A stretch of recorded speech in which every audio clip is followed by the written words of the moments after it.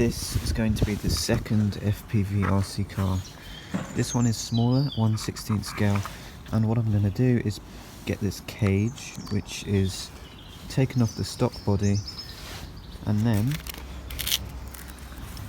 I've got this, which is a GoPro, and I've strapped it to this foam, which is going to slot inside here. Right, so we have the GoPro, then the FPV camera will be here, and that's just on a piece of metal that goes into the foam.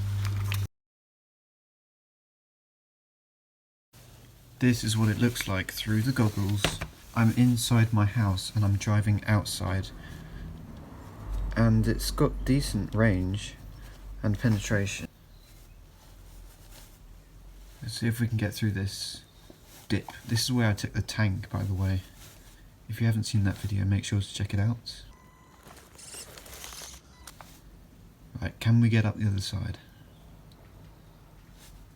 Yes.